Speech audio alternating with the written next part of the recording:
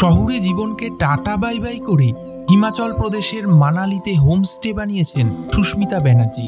কলকাতায় বেড়ে ওঠা সুস্মিতার কোনোদিনই চাকরিতে মন বসেনি এবং সেখান থেকেই আমার 2017 সালে প্রথম আমার নতুন ব্যবসা।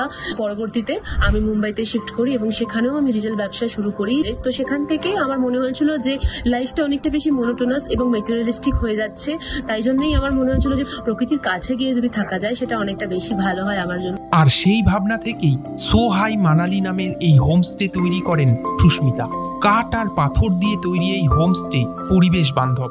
এখানে প্লাস্টিক রিসাইকেল করা হয়, ব্যবহার করা হয় সৌরশক্তির। এখানে এলে মানুষের প্রথমেই পাবে হচ্ছে হোমমেড খাবার এবং আমার একটা ছোট্ট কিচেন গার্ডেন রয়েছে। সেখানেই হচ্ছে আমি আলু পেঁয়াজ এগুলো চাষ করে থাকি। অনেক কিছু শিখেছি আমি এখানে এসে অফকোর্স, এবং প্রকৃতির সাথে তাল মিলিয়ে যে চলাটা সেটা আমাকে পাহাড় শিখিয়ে দিয়েছে।